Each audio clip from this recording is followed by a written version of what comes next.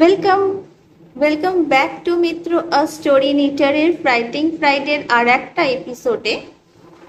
আজকে আমি তোমাদের গল্প তো শোনাবো, তার আগে তোমরা আমাকে কমেন্ট করে বলো কে কে স্ত্রী যে সিনেমাটা আছে হরর মুভি, ওটা অ্যামাজন হটস্টারে আছে, ওটা দেখেছো তোমরা কি? অনেকে তো বোধহয় মুভির তো বোধহয় থিয়েটারেও এসে গেছিল।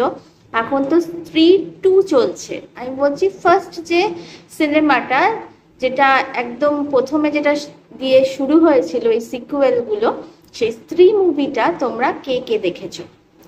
আর যদি দেখে থাকো কেমন লেগেছে সেটাও বলো আমায় কমেন্ট করে। তো যাই হোক, আমি আজকে যেটা তোমাদের বলতে এসেছি সেটা হলো, এই যে স্ত্রী মুভিটা যখন বেরিয়েছিল তখন ওখানকার ডাইরেক্টর বা কাস্ট সবাই একটা দাবা করেছিল, বলেছিল যে এই স্ত্রী মুভিটা ঘটনাটা একদম ট্রু ইনসিডেন্টের উপরে বেসড করে।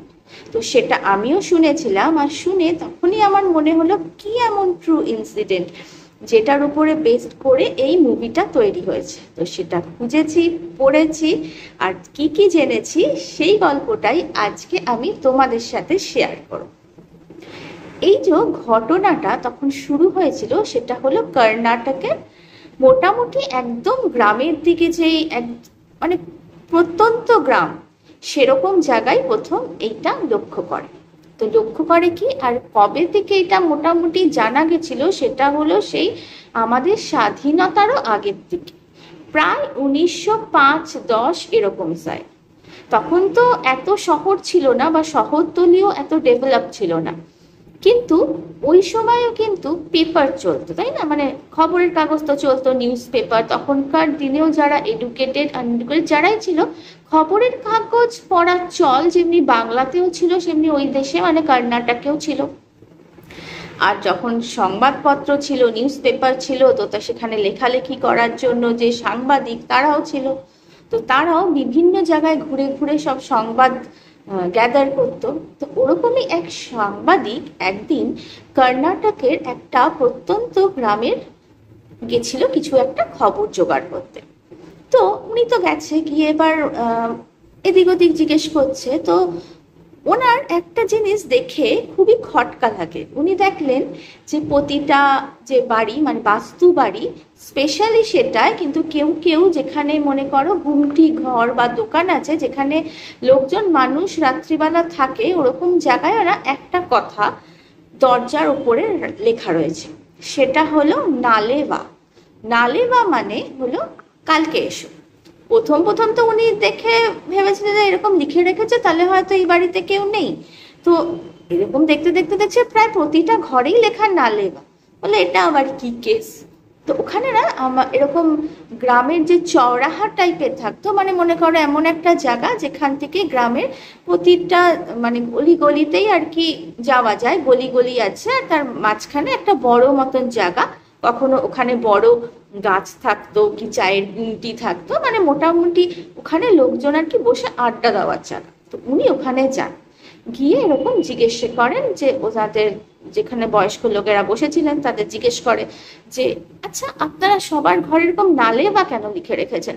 কালকে কেন আসবো? আমার তো আজকেই কথা বলার আছে, আপনারা কি আজকে কথা বলতে পারবেন না? তখন তিনারা বলেন যে না না, এটা তোমার জন্য না, আমাদের এখানে একটা মানে মিথ আছে যে আমরা যদি এটা না লিখে রাখি তো আমাদের বাড়ির যে পুরুষ মানুষ তাদের কোনো বড় ক্ষতি হয়ে যেতে পারে। তো বলছি সেটা আবার কিরকম ব্যাপার, পুরুষ মানুষদের ক্ষতি হবে কেন? বলছে না, এখানে আমাদের এখানে একজন চুড়াইল আসে রাত্রিবেলা, সে যায় যেই বাড়িতে এরকম লেখা থাকবে না সেই বাড়ির পুরুষ মানুষকে তার প্রিয় যে স্ত্রী আছে তাকে তার নাম করে বা তার গলা করে, আমাদের এখানে যেটা বলে না নিশির ডাক, বাংলাতে একটা কনসেপ্ট আছে নিশির ডাক, সেরকম ভাবে নাকি ডাকে। যদিও সেই আওয়াজটা শুনে সেই যে লোকটি, সেই লোকটি নিজেকে রেজিস্ট করতে পারে না, সে দরজা খুলে বেরিয়ে আসে, আর তারপর পরের দিন সকালবেলা সে মারা যায়। তো বলছে যে তাহলে যখন বেরিয়ে আসে তখন আশেপাশের লোকেরা তাকে বাধা দেয় না? বলছে তারা বুঝতেই পারে না, তারা নাকি ঘুমে অচৈতন্য থাকে। তো ওনার মানে উনি এমন একটি লোক ছিলেন, সে অতটা বিশ্বাস করলো না ব্যাপারটা। তো তিনি সারাদিন কাজ করলেন। এইসব কাজ করার পরে উনি রাত্রিবেলা হয়ে যাওয়ার পরে অনেকেই ওনাকে বললেন যে এখানে আপনি থেকে যান, আজকে অনেকটা রাত হয়ে গেছে। তো উনি বললেন না, আমাকে শহরে ফিরতেই হবে, আমার পরিবার আছে। তখন বললে এত রাত্রিবেলা আপনি যাবেন না এখান থেকে, মানে রাস্তা দিয়ে। তো উনি শুনলেন না। ওনার কাছে একটা সেই পুরোনো দিনের ফটফটওয়ালা কিছু মানে এখন যেগুলো বাইক আর কি, তখনকার দিনে মোটর সাইকেল বলতো, সেরকম একটা ছিল পুরোনো। তো সেটা নিয়ে উনি যাচ্ছেন। এবার উনি যখন যাচ্ছেন, তো মোটর বাইকের সামনে একটা লুকিং গ্লাস থাকে যেটা পেছন থেকে দেখা যায়। তো উনি যখন এরকম যাচ্ছেন, শুনশান রাস্তা, সব লোকেরা অলরেডি ঢুকে গেছে। তখন অত রাতের মধ্যে অত আলো ব্যবস্থাও ছিল না অত গ্রামে।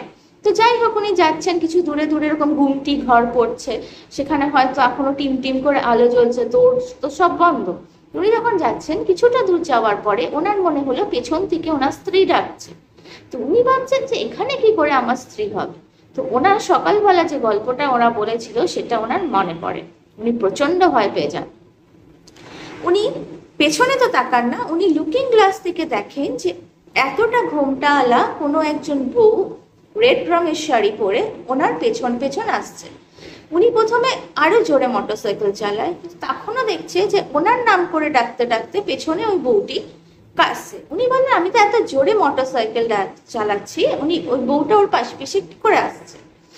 এইটা দেখে উনি এতটাই ভয় পেয়ে যান যে উনি মোটরসাইকেলটা ওখানে ফেলে দিয়ে দৌড়তে শুরু করেন। দৌড়াতে দৌড়াতে উনি সামনে একটি খন্ডার টাইপের একটা বাড়ি দেখতে পান। দরজা ছিল কিন্তু খন্ডার, মানে পুরোনো লাইট ফাইট জ্বলছিল না। উনি ভয়তে গিয়ে দরজাটাকে ধাক্কা দেন, দরজাটা খুলে যায়। উনি ভেতরে ঢুকে দরজাটা বন্ধ করে দেন। দরজাটা যেই বন্ধ করে দেয়, কিন্তু যেহেতু বললাম ওটা একটা পুরোনো বাড়ি ছিল, ওখানে কিন্তু ওই নালে বা কথাটা লেখা ছিল না।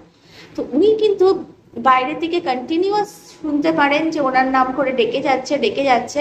ওনার খুব আর্জ হয় যে উনি বাইরে বেরিয়ে দেখতে চায় যে কে আছে।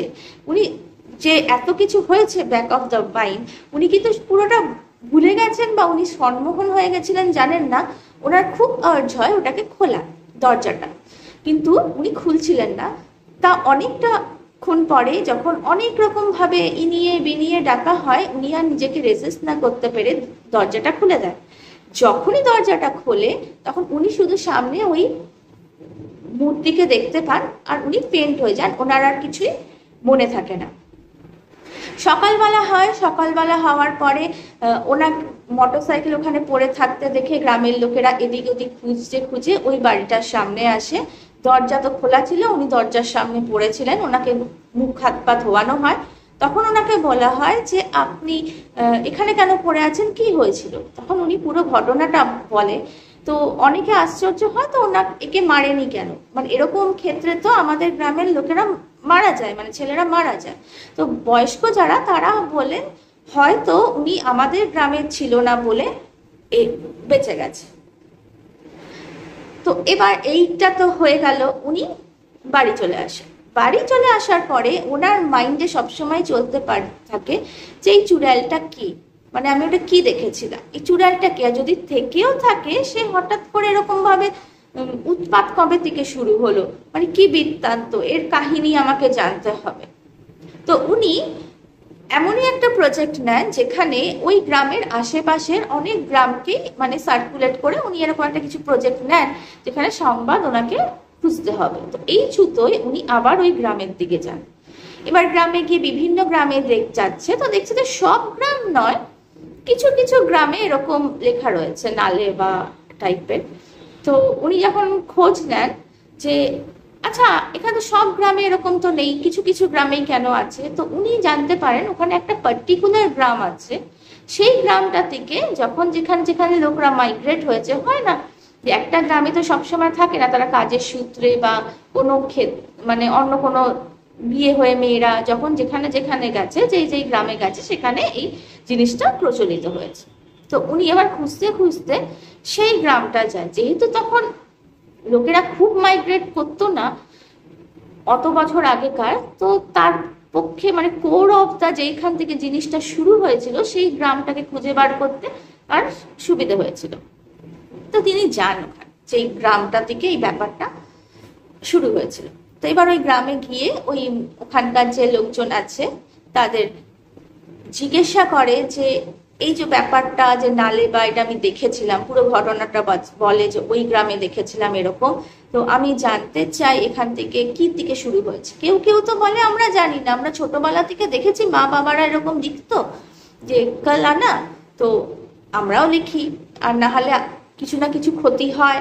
অনেকে দেখেছে, অনেকে ফিল করেছে ব্যাপারটা, কিন্তু অনেকেই ফিল করেনি, বেশিরভাগ লোকই ফিল করেনি বা দেখেনি সেই চুড়ালকে।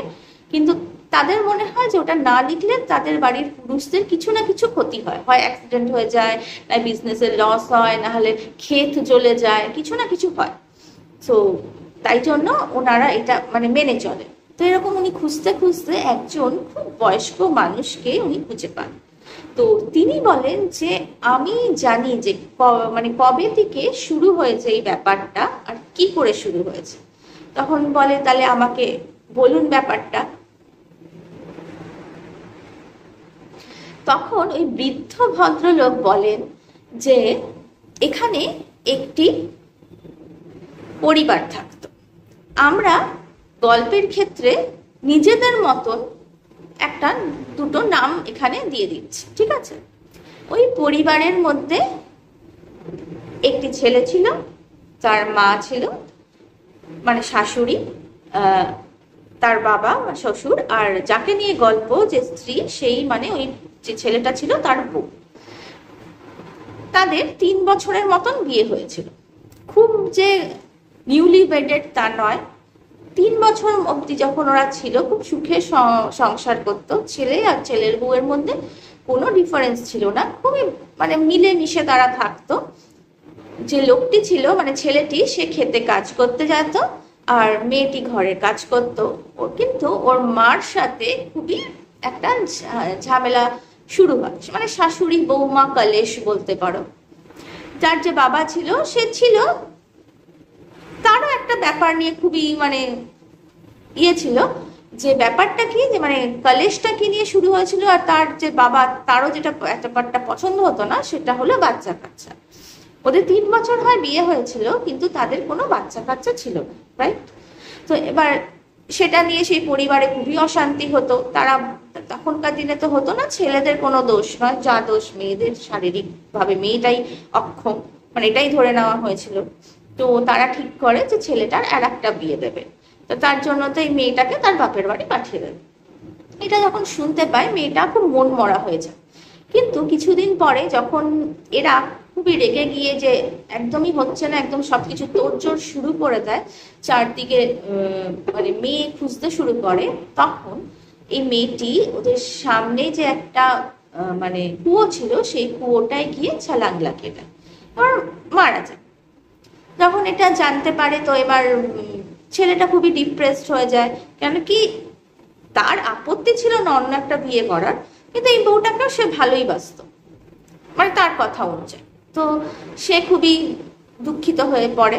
তো সে আর না ঘরের মধ্যে থাকতে পারতো না, রাত্রি হলেই তার কেমন যেন আনচান আনচান করতো। সে বাইরে মানে উঠোনের মধ্যে একটা খাটিয়া লাগিয়ে ওখানেই ঘুমতো, সেটা ওর বাবা মার পছন্দ হতো না। তো অনেকদিন বলেছে এরকম যে তুমি ওরকম ভাবে শোবে না। তো ওদের বাড়িটা ছিল যে প্রথমে বাড়ি, তার সামনে উঠোন, আর উঠোন আর বাড়ি নিয়ে পুরোটা দিয়ে একটা পাঁচিল দিয়ে ঘেরা। এবার বাড়িতে ঢোকার জন্য পাঁচিলের মধ্যে একটা বড় গেট, যেটা সবসময় বন্ধ থাকতো, সকালবেলা খোলা থাকতো, রাত্রিবেলা ওরা বন্ধ করেই শুতো। আর ওই যে উঠোনটা, ওর মধ্যে ছেলেটা ঘুমো। তো এমনি দিন যায়, উনি ঘুমোয়। তো একবার একটু বর্ষাকাল হয়েছে, মেঘ চারদিকে সকাল থেকে, এরকম ছেলেটা রাত্রিবেলা বেরোতে চায়। তখন ওর মাটা একদম ধমক দেয় যে তুমি এই রাত্রিবেলা বর্ষা বাদলের দিনে কেন বাইরে শুতে যাচ্ছ। ও বলছে না, আমার বাইরে না শুলে আমার কেমন যেন আনচান লাগে। তখন বলে তুমি সত্যি করে বলো তো কেন তুমি বাইরে মানে শুতে যাও। তখন ওর মার কি মনে হয়েছে খুব দাবড়ানি দিয়েছে। তখন ছেলেটি বলে যে আমার যেন রাত্রিবেলা মনে হয়, যখন আমি রাত্রিবেলা শুয়ে থাকি, ওই আমার বউ যে মেনকা ছিল, ইয়েস ওর মেয়েটার নাম ছিল মেনকা, মেনকা এসে আমার পাশে বসে, আমার মাথা টিপে দেয়, পা টিপে দেয়, আমার সেবা শুশ্রূষা করে। কিন্তু আমি যখন চোখ খুলে ওকে দেখতে পাই না, কিন্তু আমি যখন চোখ বন্ধ করে ঘুমোই আমার ওটা ফিল হয়, তাই জন্য আমি ওখানে শুতে আমি পছন্দ করি। তো ওইটা শুনে ওর মা খুবই রেগে যায়। রেগে গিয়ে ওকে বলে, না তুমি আজ থেকে বাইরে যাবে না, ভেতরে। এবার ভেতরে হয়, এবার ওর মা নিজেদের রুমে থাকে, পাশের যে রুমটা ওই ছেলেটার। এবার রাত্রি, অনেক রাত্রির সময় ওর মা শুনতে পায় যে কে যেন ওই যে ওর যে বউটা ছিল, ওই বউটার গলায় কে যেন ওর ছেলের নাম ধরে ডাকছে। তো প্রথমে তো ভাবে যে ভুল শুনছে, তারপর যখন আবার শোনে ব্যাপারটা, তখন ও বেরিয়ে আসে, তখন দেখছে কেউ নেই। আর ছেলেটা আবার তখন ছিটকিনি খুলে আবার বাইরে বেরোচ্ছে। সেটা দেখে তো ওর মা খুব বকা দেয়, তোমাকে বলেছিলাম। তখন বলছে কি, আরে তুমি শুনলে না যে ও তো আমায় ডাকলো? তখন বলছে কি, তুমি কি বলছো, ও মারা গেছে? তখন বলছে কি, না ও মারা যায়নি। তখন বলছে কি মারা যায়নি, ওর তো ওখানে ছালান লাগিয়েছিল না, আমরা তো ওর বডি তুলেছি, সৎকার করেছি, তুমি দেখোনি নাকি, পাগল হয়ে গেছো? খুব বকাঝকা করে, ছেলেটাকে পাঠিয়ে দেয়। তো সেদিনকে ওরকম করে মানে ঘুম কাউরি হয় না, জেগে জেগে রাতটা কাটিয়ে দেয়। পরদিন আরো বৃষ্টি, সেদিনকে প্রচুর বৃষ্টি, মেঘ ডাকছে, ছেলেটাকে আবার বেরোতে দেয়নি, মা বাবা ঘুমিয়ে পড়েছে। সেদিনকে কিছুই হয় না, পরদিন সকাল হয়ে যায়। তো সে মা উঠে ভাবে, বাহ কালকের দিনটা তো ভালো কেটেছে, কিছু হয়নি। তাহলে ও যখন বেরিয়ে ছেলেকে ডাকতে যায়, তখন দেখে ছেলে আবার ওই সেই খাটিয়াতে এর মধ্যে শুয়ে আছে। রাত্রিবেলা হয়তো বৃষ্টি হয়নি, ছেলেটা শুকনো ওখানে শুয়ে আছে। তখন ছেলেটাকে খুব বকে। তখন ছেলেটা বলে যে, না কালকে তো আমায় ডেকেছিল, আর আমার মনে হয় ও মারা যায়নি, ও মনে হয় আবার জন্মগ্রহণ করেছে। বলছে কি, তোমার কি পাগল হয়ে গেছো? ও ওই কদিনের মধ্যে জন্মগ্রহণ করে এতটা বড় হয়ে গেল যে তোমার সেই মানে বিবাহযোগ্য হয়ে গেল। তো খুব বকে আর কি। তো ওটা ছেলেটা রেজিস্ট করতে পারে না, এরকমই চলতে থাকে ব্যাপারটা। আর এদিকে ওর বিয়ে, নতুন বিয়ে হবে, সেটাও তোড়জোড় শুরু করতে থাকে। তখন ওর মা বাবা কি করে, যে ওদের ওখানকার এক তান্ত্রিকের কাছে যায় আর পুরো ব্যাপারটা বলে। তখন ওই তান্ত্রিক বাবা বলে, আমার মনে হয় ওই যে মহিলাটি ছিল, মানে তোমাদের বাড়ির বউ ছিল, ওর তো খুব অতৃপ্ত হয়ে মারা গেছে। ওর তো একটা শখ ছিল, যে শখগুলো পূর্ণ হয়নি, তোমার ছেলেটার সাথে সংসার করার শখ ছিল, তোমাদের জুলমেই ও মারা গেছে। তো ওর হয়তো চুড়াল হয়ে গেছে, যে তুমি একটা কাজ করো, ওকে আমাদের বন্দি করতে হবে, নাহলে তোমাদের মানে ইয়েটাতেও, মানে পরিবারটাতেও কোনো সুখ হবে না, ছেলের বিয়েও দিতে পারবে। তো বলে যে তাহলে কি করব আমি? বলে ও যখন চুড়াল হয়ে যায়, তখন ওরা মানে এও যে জিনিসগুলো হয় না, চুড়ি, সিন্দুর, কানের দুল, নতুন শাড়ি, লাল, এই সবগুলো ওরা খুব পছন্দ করে। তো ও, আমার মনে হয় ওই ছেলেটা ওখানে শুলে পড়ে, ওই গিয়ে আসে, মানে মেয়েটা আসে। তো তোমরা এক কাজ করবে, প্রথমে কালকে এমন কিছু ক্রিয়েট করবে, প্রথমে ওই ছেলেটাকে বাইরে শুতে দেবে। তার যখন ও শুয়ে থাকবে, তখন ওই ও আসবে, এসে তোমরা যখন বুঝতে পারবে, কিছু না কিছু ইন্ডিকেশন পাবে যে ও বাড়ির ভেতরে ঢুকেছে। যখন ওকে বাড়ির ভেতরে ঢুকবে, তখন তুমি ওরা ওই এও স্ত্রীর যে জিনিসগুলো, সেগুলো গিয়ে ওই কুয়োর পাশে রাখবে। রেখে বাইরে এসে তোমার শরীর খারাপ বা কিছু এমন একটা কিছু সিন ক্রিয়েট করবে, যাতে ছেলেটা উঠে ওখান থেকে বাইরে যায়, এই ঘরের ভেতরে যায়। ও যখনই ঘরের ভেতরে যাবে, তোমরা যখন নিয়ে গিয়ে তোমরা ওকে ঘরে বন্ধ করে ওখানে একটা ঠাকুরের স্বস্তিক চিহ্ন এঁকে দেবে।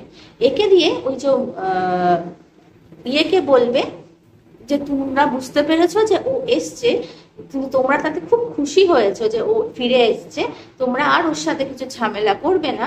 তাই জন্য উপহার হিসেবে তুমি ওকে এই জিনিস ওর কুয়োর কাছে রেখে এসছো, এটা বলবে। তোমরা তখন কিছু না কিছু ইন্ডিকেশন পাবে যে ও কুয়োর কাছে, মানে ঘরের বাইরে চলে গেছে। যেই বাইরে চলে গেছে, আমার কিছু ধুনো দিয়েছিল, এইগুলো পুরো তোমাদের বাড়ির খানে বেঁধে দেবে। তাহলে এই বাড়িটা একটা বন্ধনের মধ্যে চলে আসবে, তাহলে আর ও আর কোনোদিন প্রবেশ করতে পারবে না। ওরা বলে গুড আইডিয়া। ওরা আবার ফেরত আসে, এসে সেদিনকে ছেলেটা ওখানে ঘুমোয়। তখন ওরা প্রথমে গিয়ে ওই যে ইয়েটা ছিল কুয়োটার কাছে ওই জিনিসপত্রগুলো রেখে ফেরত আসে। তখন ছেলেটার হাব ভাব, ঘুমের মধ্যেই হাব ভাব দেখে বোঝে যে মেয়েটা হয়তো ওখানে, আমার আত্মাটা এসেছে। তখন ওরা ওই মাটা অনেক চেঁচা যে আমার খুব শরীর খারাপ করছে, আমাকে বাঁচাও বাঁচাও। তো ওর বাবা বলছে হ্যাঁ বাবু ওট ওট, এরকম একটা সিন ক্রিয়েট করে। তখন ও ছেলেটা উঠে ওর মার যেই ঘরে যায়, ওর মা বলে তুই বস, আমি একটু মুখ চোখ ধুয়ে আসি, এরকম বলে বাইরে বেরিয়ে ওখানে একটা ইয়ে দিয়ে দেয়, স্বস্তিক চিহ্ন এঁকে দেয়। তো ছেলেটা বুঝতেও পারে না, কি জানি ওখানে ঘুমিয়ে পড়ে। ওরা বাইরে আসে, এসে ওরা যেরকম যেরকম বলেছিল খুব ইনিয়ে বিনিয়ে মানে আত্মাটার সাথে কথা বলতে থাকে, দেখতে তো কিছুই পাচ্ছে না সে তারা, কিন্তু ইনিয়ে বিনিয়ে শ্বশুর আর শাশুড়ি ওরকম ভাবে বলে যে আমরা খুব খুশি হয়েছি, এই হয়েছি, তোমরা যেটা বলবে আমরা বিয়ে দেবো না আমার ছেলে, তুমি তো আছোই, তুমি ওকে ভালো রাখছো, খুশি রাখছো, আমরা না হয় একটা বাচ্চা দত্তক নিয়ে নেবো, আর তারই বা কি দরকার, তোমরা তো জায়গাটা ভালোভাবে রাখবে, আমার সংসারটাকে ভালো, এইসব বলে, আর তোমার এই তুমি যে আমার ছেলেকে এত ভালো রেখেছো তাতে আমি গ্রেটফুল হই, তোমার জন্য এত এত জিনিস ওই কুয়োর কাছে রেখে এসেছি। আর যখনই একটা চুড়ালের একটা নাকি লোভ হয় ওই সুহাগানের জিনিসগুলোর প্রতি, যখনই ওই জিনিসগুলো শোনে আর এদের প্রার্থনা শুনে ও ভাবে তাহলে বোধহয় এরা ঠিকই আছে, আমাকে এরা মেনে নিয়েছে যদিও আমি মরে গিয়ে থাকি।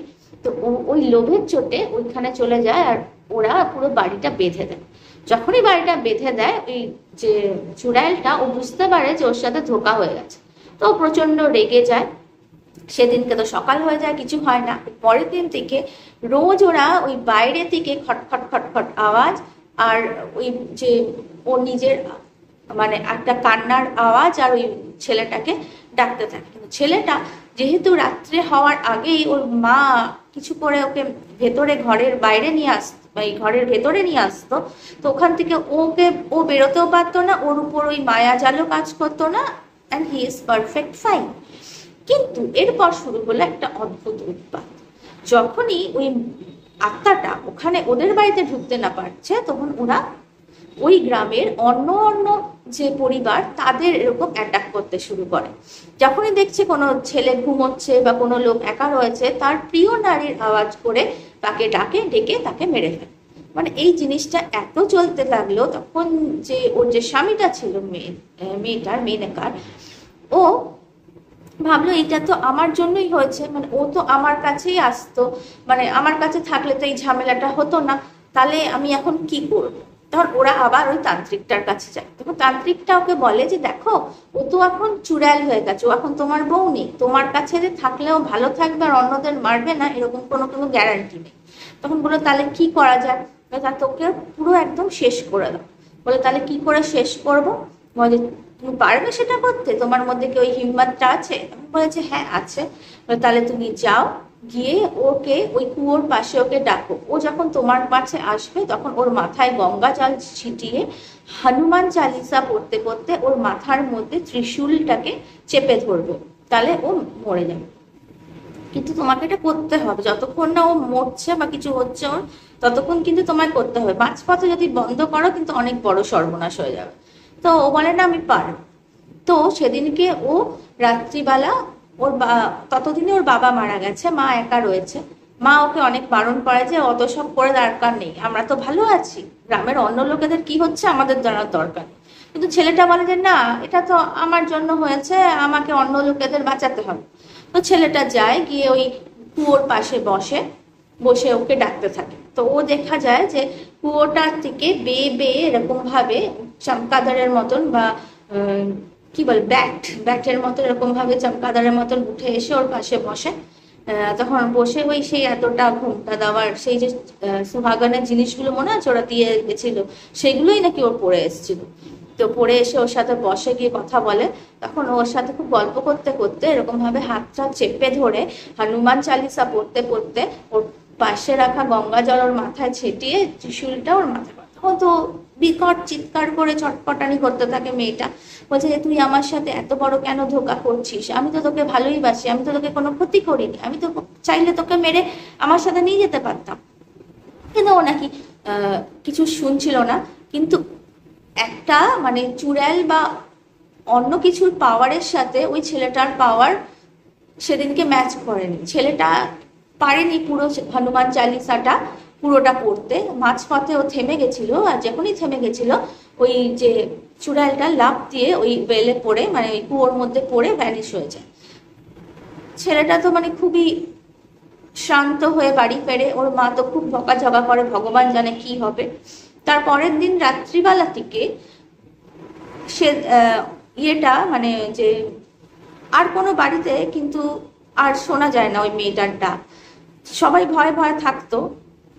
তখন এবার ওই তান্ত্রিকের কাছে আবার গেছে ওরা, মানে গ্রামের অনেকেই গেছে ব্যাপারটা পুরোটা বলতে, তখন বললো যে দেখো এখন তো কিছু করার নেই, ওকে তো মারতে পারেনি, তো ও রয়ে গেছে। আর রয়ে গেছে যখন, ও আরো পাওয়ারফুল হয়ে গেছে। এক কাজ করো, তোমরা যখন ও যখন ডাকে তখন তোমরা তো নিজেদের মধ্যে থাকো না, তাহলে তোমরা কি করবে তার জন্য, তাহলে তোমরা তোমাদের ঘরের বাইরে লিখে রাখো কালকে এসো, বা না লেবা, ওদের কথায় না লেবা। তো ও ওটা দেখে ওর মনে হবে যে আজকে হয়তো বাড়িতে কেউ নেই, তো ও ফিরে যাবে।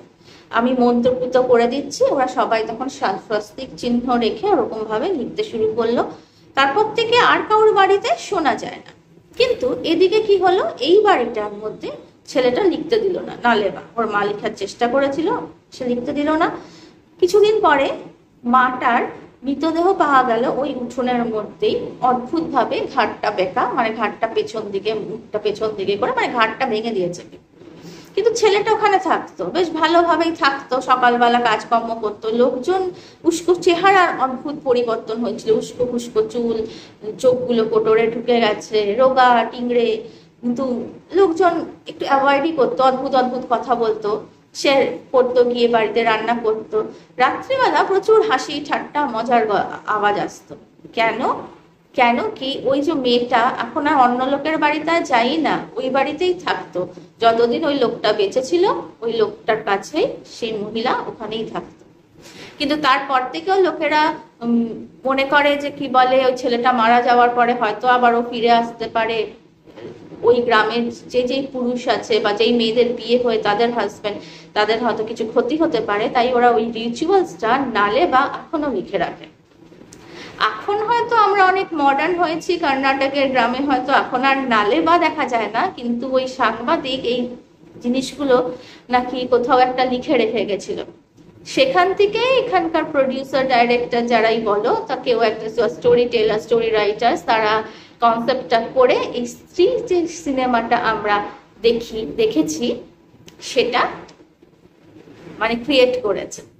স্ত্রী সিনেমাটা তো আমাদের খুবই ভালো লেগেছে। আর আজকের এপিসোডটা বা সত্যি ঘটনা, স্ত্রী সিনেমার পেছনের যে সত্যি ঘটনা, সেটা তোমাদের শুনতে কেমন লাগলো আমায় নিশ্চয়ই বলো। ভালো লাগলে লাইক শেয়ার কমেন্ট করো। আমার এই চ্যানেলটাকে সাবস্ক্রাইব করো, এরকম সুন্দর সুন্দর ঘটনা আরো আসবে। আর এখনো তো স্ত্রী 2 এর গল্প, তার পেছনের সত্যি ঘটনাটা জানা বাকি রইল। তো চলো আজকের মতো টাটা।